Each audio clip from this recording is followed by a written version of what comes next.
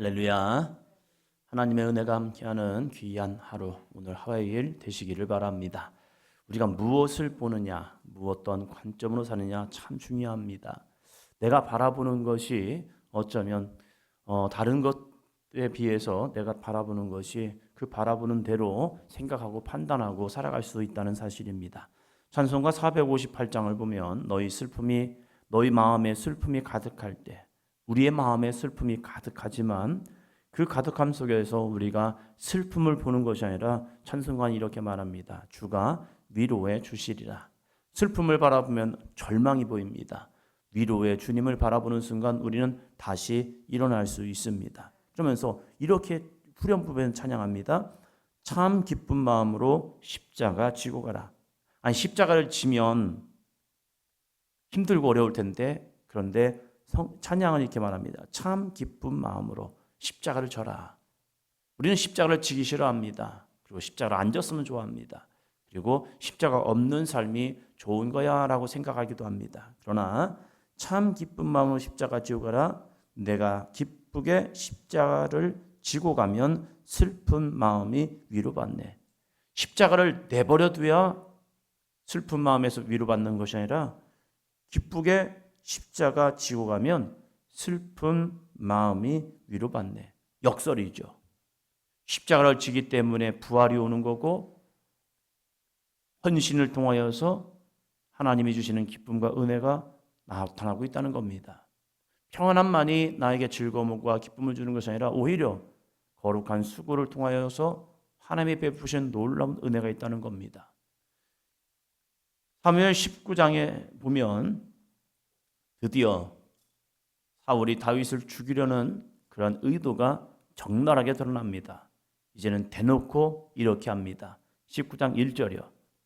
사울이 그의 아들 요나단과 그의 모든 신하에게 다윗을 죽이라 말하였더니 사울의 아들 요나단이 다윗을 심히 좋아함으로. 아멘.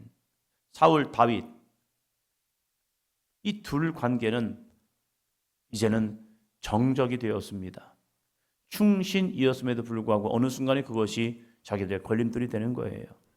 정치는 오늘의 동지가 내일의 적이 되기도 하더라고요.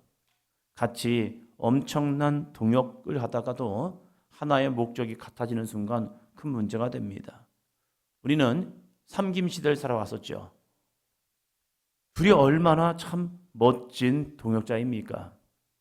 전라도와 경상도 이 두 분이 참 좋은 동지였죠.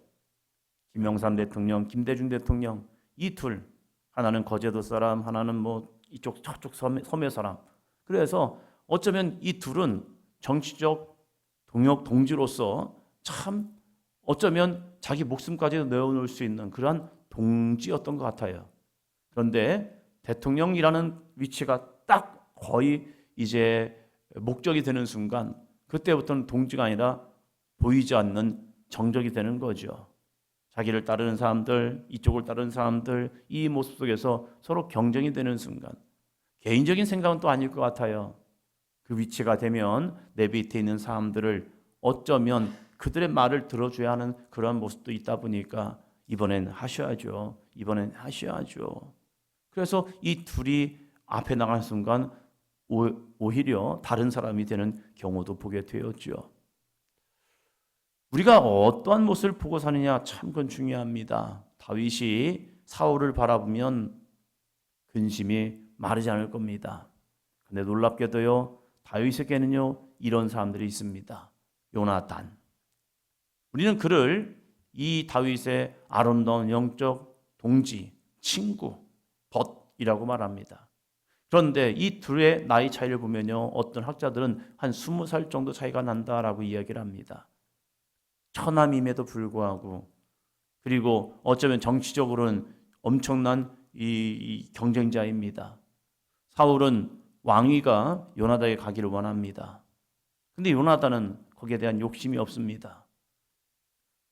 사울이 다윗을 죽이려는 의도를 먼저 한번 보겠습니다. 20장 30절.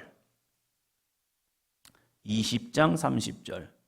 사울이 요나단에게 화를 내며 그에게 이르되 패역무도한 계집의 소생아, 내가 이새의 아들을 택한 것이 내 수치와 내 어미의 벌거벗은 수치됨을 내가 어찌 알지 못하냐. 31절이요. 이새의 아들이 땅에 사는 동안은 너와 내 나라가 든든히 서지 못하리라. 그런 이른즉 이제 사람을 보내어 그를 내게로 끌어오라. 그는 죽어야 할 자이니라. 아멘. 사울이 다윗을 죽이고 싶은 이유는 너와 내 나라가 든든히 서지 못하리라. 아직 사울의 나라입니다. 사울이 왕입니다. 그럼에도 불구하고 내가 왜 다윗을 죽이려는 줄 알아? 그러면서 엄청난 욕을 합니다. 패역무도한 계집의 소생아. 아버지로서 이 아들에게 무지막지한 욕을 하는 거예요. 내가 이새의 아들을 택한 것이 내 수치와 내 어머니의 벌거벗은 수치됨을 내가 어찌 알지 못하랴.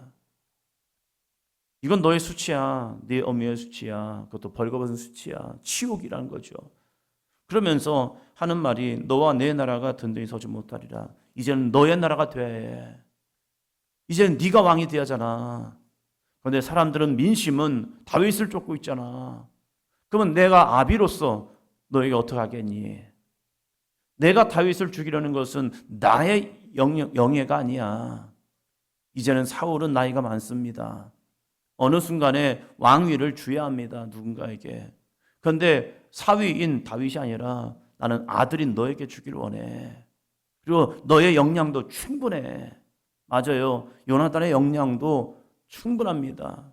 이 다윗과의 관계를 보면요, 인품 너무 좋습니다. 용맹 좋아요.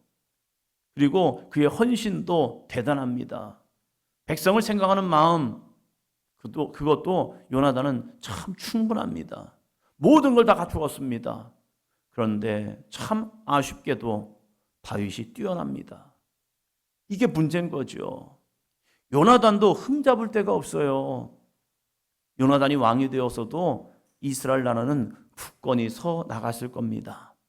그런데 이 아버지인 사울이 볼 때에 요나단도 충분하고 자기보다 월등해요.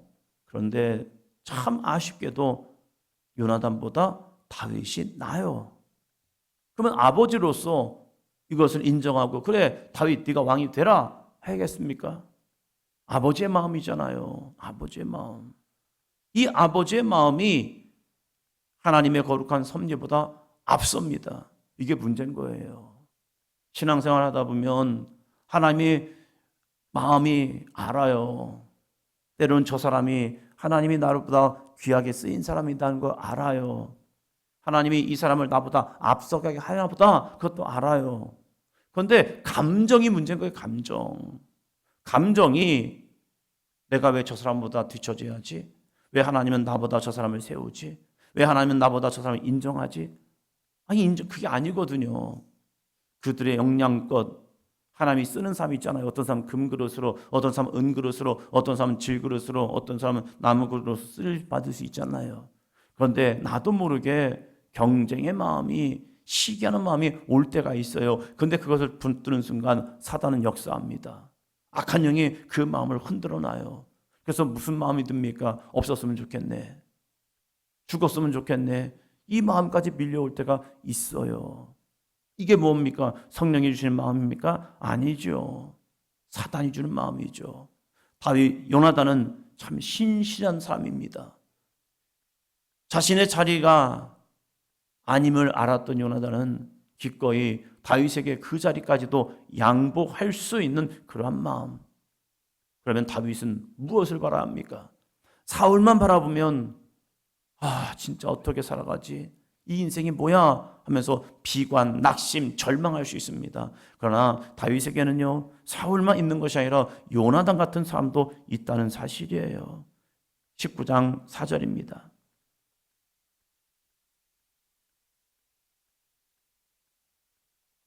19장 4절.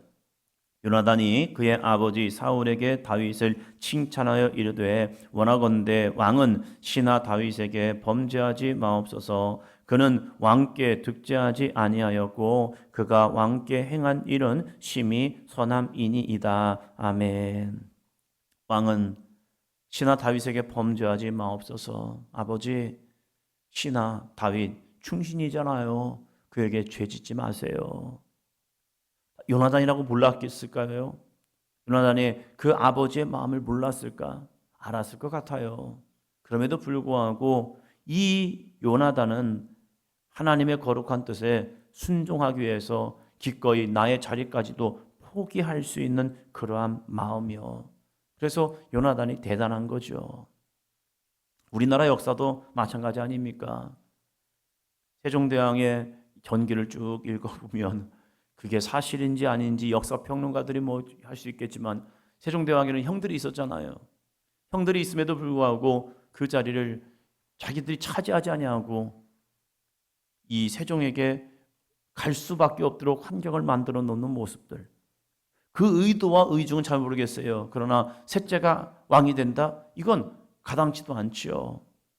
그의 아버지가 누군데요? 형들의 자리를 딱 끊어버리고 자기가 왕이 되는 사람인데 그런 기질이 있다면 아들들에게도 그런 기질이 들어갈 수 있거든요. 그럼에도 불구하고 내 자리가 아님을 알고 자기 동생에게 왕권이 갈 수 있도록 모든 것을 다 이렇게 만들어버리는, 의도했는지 아닌지는 모르겠지만 그 모습 속에서, 그래서 조선이라는 나라가 세종대왕을 통하여서 놀라운 태평성대의 시간을 살아가지요.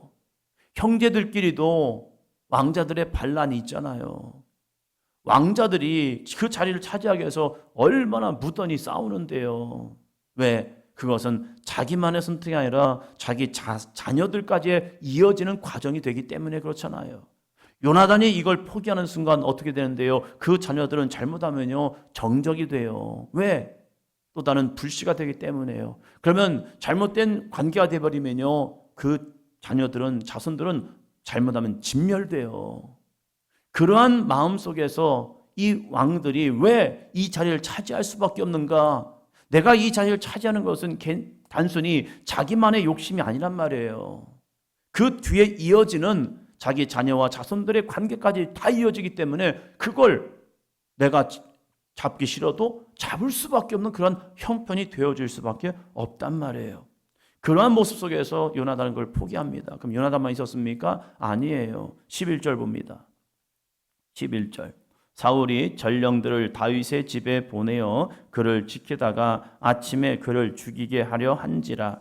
다윗의 아내 미갈이 다윗에게 말하여 이르되 당신이 이 밤에 당신의 생명을 구하지 아니하면 내일에는 죽임을 당하리라 하고. 아멘. 미갈, 그는 다윗의 아내이죠. 우리가 미갈하면 실수하고 잘못된 모습만 우리가 평가하는 모습도 있어요. 그러나 미갈은요 다윗을 무지 사랑합니다. 느낌상 미갈은 다윗보다 나이가 많았을 것 같은 마음이 들어요. 연상의 여인. 그 미갈이 다윗을 얼마나 사랑했는지 사울이 그걸 알고 미갈을 다윗의 아내로 줍니다. 그리고 이들은 잘 살아갑니다. 그럴 때에 자기의 아버지 사울이 다윗을 죽이려는 것도 압니다. 그럴 때 미갈이 처할 수 있는 방법, 행할 수 있는 일은 무엇일까? 그래서 미갈이 다윗에게 말합니다. 당신이 이 밤에 당신의 생명을 구하지 아니하면 내일에는 죽임을 당할 것입니다. 오늘 당신이 도망가지 않는다면 당신 내일 죽습니다. 그럼 어떻게 합니까? 미갈이 이렇게 합니다. 오늘의 말씀이기도 12절. 미갈이 다윗을 창에서 달아내림에 그가 피하여 도망하니라. 아멘. 미갈, 남편을 살려주기 위해서 창에다가 달아내려 그를 피하게 만듭니다. 이걸 누가 주도했느냐? 성경은 말합니다. 미갈이었다. 다윗이 피할 수가 없습니다. 문으로 나가는 순간 그 문 앞에는요 사울이 보낸 전령들이 있습니다. 신하들이 있습니다. 그러면 그냥 잡혀 죽는 겁니다. 앞으로 나갈 수 없습니다. 그런데 미갈이 그를 창으로 달아내립니다. 이렇게까지 해야죠. 어쩌면 비굴해집니다. 그러나 미갈은 다윗이 살기를 원합니다. 그래서 아내의 말을 따라서 창으로 도망칩니다. 이러한 미갈이 없었더라면 다윗은 어쩌면 죽을 수밖에 없는 정말로 위기에 처해 있습니다. 그런데 그때마다 하나님은 도움의 손길을 주었다는 사실입니다. 우리에게도 이러한 도움의 손길이 정말로 날마다 이루어지기를 축원합니다. 내가 지쳐있을 때, 넘어졌을 때, 쓰러졌을 때 누군가 나의 손을 잡아줄 수 있는 이러한 사람들, 하나님은 사람을 통하여 일하시더라고요. 그래서 내 주변에 나를 도울 수 있는 사람이 얼마나 있을까? 한 사람만 있어도요, 우리는 그 한 사람을 위해서 다시 일어날 수 있습니다. 의외로 우리는 이러한 도움을 많이 구합니다. 그러나 오늘은 주제가 그게 아니에요.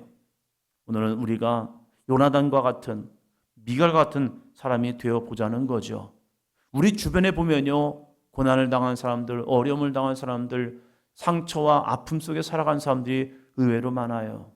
그러한 사람들에게 우리가 요나단이 되어서 기꺼이 나의 것을 포기하고 내어줄 수 있는 모습, 정말 내가 내 이 옆에 있는 이 사람에게 미갈과 같이 정말 죽을 수밖에 없는 상황, 그런 상황 속에서 그들에게 생명을 좀 연장시켜주며 그를 잡아줄 수 있는 아름다운 믿음의 사람, 우리가 되어보자는 거죠. 예수님께서 우리에게 손을 내미셔서 우리를 구원하신 것처럼 우리가 참된 그리스도인이 되어서 주님, 저만 위로받기 원해요. 주님, 저만 알아주기 원해요. 저도 힘들거든요. 저도 어렵거든요. 늘 자기만 바라보는 신앙생활이 아니라 우리 주변에 있는 사람들, 그 사람들에게 손을 내밀어 줄 수 있는 사람, 나의 상처와 아픔을 이야기하면서 그 사람의 상처까지도 싸매어 줄 수 있는 아름다운 사람이요. 어떤 사람은 자기의 상처가 있으면 그걸 꽁꽁 싸가지고 아무도 몰라 해. 아무도 몰라 해. 왜요? 자기 자존심이거든요. 근데 어떤 사람은요, 자신의 아픔과 상처를 다 오픈해요. 사람들이 어떻게 볼 수 있죠? 아이, 뭐, 별거 아니네. 저 사람 뭐, 저런 줄 알았더니, 아이, 별거 아니네. 이렇게 자기가 무시당할 수도 있어요. 왜? 그 모든 걸 오픈하는 순간이에요. 그런데 그 오픈을 통하여서 뭐가 이런 줄 아십니까? 또 다른 사람이요, 야, 나도 그런데, 나도 그 상처를 싸매고 있는데 저 사람이 이걸 오픈했네. 왜 오픈할 수 있지? 근데 그 오픈하는 모습을 통하여서요, 다른 사람이 그 모습을 보면서 위로라는 걸 받아요. 아, 그렇구나. 저에게도 저렇게 힘든 모습이 있고 힘든 인생이 있고 어려운 환경이심에도 불구하고 저 사람이 저렇게 믿음을 붙잡고 나가는구나. 그리고 누군가를 치유하기 위해서 그가 손을 내미네. 나는 그러지 못한데 저 사람은 어떻게 그럴 수가 있을까? 아, 그 안에 주님의 사랑이 함께하기 때문이구나. 그걸 알고요, 자기가 안에 야, 저 사람들 저렇게 열심히 살아가는데 나도 한번 열심히 살아가야겠구나 라고 하면서 다시 일어날 수 있는 삶이 되고 있다는 겁니다. 그리고 이렇게 말합니다. 아, 저도 그 아픔이 있는데 어떻게 이겨내셨어요? 그러면서 다가와서 조언을 구합니다. 그럴 때 나를 회복하시고 치유하신 주님의 사랑을 함께 전한다면요, 그 영혼이 다시 살아나는 은혜를 경험할 줄로 믿습니다. 오늘 요나단과 미갈과 같은 사람만 구하는 것이 아니라 우리들의 삶이 요나단과 미갈이 되어서 우리 옆에, 우리 주변에 상처받은 영혼들을 치유할 수 있는, 나만 알아주세요, 나만 바라봐 주세요, 이런 것이 아니라 주님, 제가 가서 그 사람들에게 힘이 되고 위로가 되고 능력이 되겠습니다 라고 나아갈 수 있는 오늘 하루가 되기를 축원합니다.